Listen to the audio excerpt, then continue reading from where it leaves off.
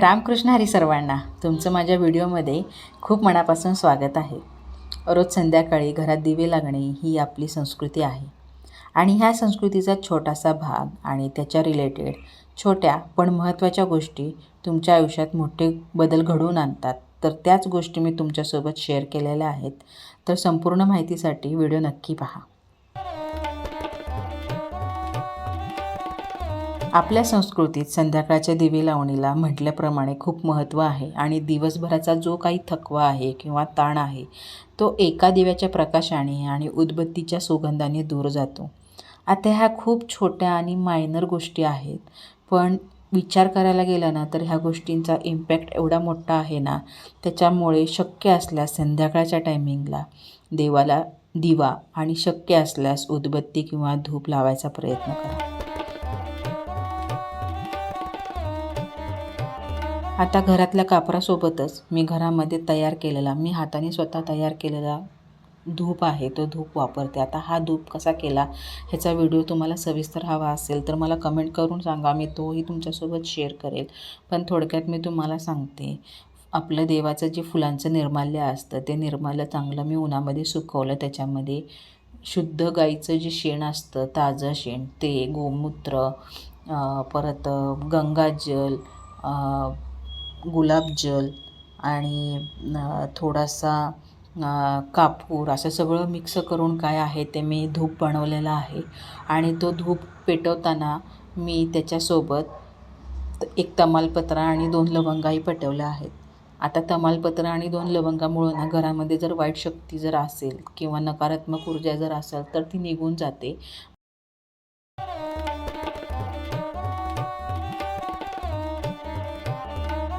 दिवा लावल्यासोबतच कापूर किंवा धूपही पेटवणं गरजेचं आहे.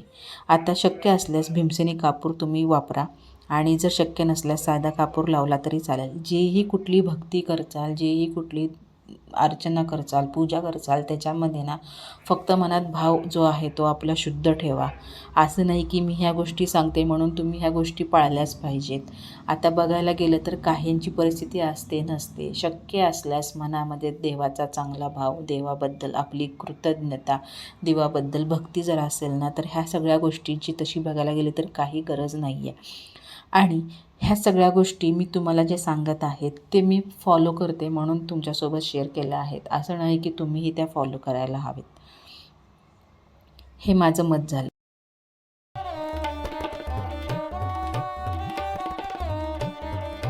दिवा लावताना किंवा दिवा लावल्यानंतर शुभं करोति कल्याणम किंवा मारुती स्तोत्र असू दे किंवा ह्यासारखे अनेक असे स्त्रोत आहेत, मनाचे श्लोक असू देत, पसायदान असू देत, ह्या सगळ्या गोष्टी ज्या आहेत ना त्या आपण म्हणजे ते जे स्त्रोत आहेत ते आपण ऐकले पाहिजेत किंवा म्हटले पाहिजेत. आणि शक्य असल्यास घरातल्या सगळ्या मंडळींनी मिळून एकत्र बसून हे स्तोत्र म्हणल्यावरती त्याची पॉवर जी आहे ती जास्त आपल्या सगळ्यांमध्ये किंवा आपल्या घरामध्ये तिची पॉवर आहे ती राहते. आणि शक्य असल्यास घरातल्या कुठल्याही व्यक्तीला संध्याकाळी दिवे लावायच्या टायमिंगला झोपू द्यायचं नाही. आता आजारी व्यक्ती असतील किंवा लहान व्यक्ती असतील, लहान मुलं जर असतील तर त्यांनी झोपलं तर काय हरकत नाही. पण शक्य असल्यास संध्याकाळच्या टायमिंगला घरातल्या कुठल्याही व्यक्तीला झोपू द्यायचं नाही.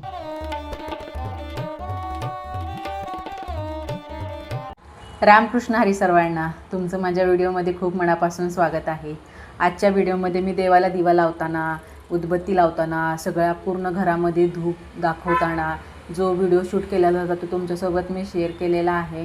आणि मी ज्या ज्या गोष्टी फॉलो करते संध्याकाळी दिवे लावताना त्याही तुमच्यासोबत शेअर केलेल्या आहेत. तर आय होप तुम्हाला हा व्हिडिओ आवडला असेल. आणि कसं आहे ना, आजकालच्या धावपळीच्या जगामध्ये मुलांवरती चांगले संस्कार होणं खूप गरजेचं आहे. आणि त्याच्याबरोबरच देवाचा घरामध्ये वास राहण्यासाठी देवाची भक्ती करणं हे खूप गरजेचं आहे. त्यामुळे सकाळ संध्याकाळ देवाची भक्ती करत चला, देवाची आराधना करत चला, देवाला मनापासून नमस्कार करा, जे आपल्याला दिलेलं आहे त्याच्याबद्दल कृतज्ञता व्यक्त करा. आणि काय आहे ते ह्या सगळ्या गोष्टींमधून ना खरंच एक पॉझिटिव्ह एनर्जी येते. आणि घराला नजर लागली असेल, घरातल्या इतर माणसांना नजर लागलेली असेल तर ती देवाच्या भक्तीमध्ये ना निघून जाते. त्याच्यामुळे जेवढं आपल्याला देवभक्ती करता येईल तेवढी देवभक्ती करायचा प्रयत्न करा आणि तीही मनापासून करा. तर आजचा हा व्हिडिओ कसा वाटला तुम्हाला हा नक्की मला कमेंट करून सांगा. आणि आजच्या धावपळीच्या जगामध्ये तुम्हाला म्हटलं तसं मुलांवरती चांगले संस्कार होणं खरंच खूप गरजेचं आहे. आणि मुलांचं कसं असतं ना, आपण जे करतो ते मुलं पाहत असतात, त्याच्यामुळं आपण त्यांना नेहमीच चांगल्या गोष्टी करताना दाखवायच्या, म्हणजे त्यांना आपल्याकडून शिकायला भेटतं आणि ते बरोबरच त्यांच्या मध्ये त्या गोष्टी उतरतात. तर थोडीशी देवाची भक्ती जी आहे ती तुमच्यासोबत मी शेअर केलेली आहे. चला भेटूयात नवीन एका व्हिडिओमध्ये. तोपर्यंत धन्यवाद. रामकृष्ण हरी.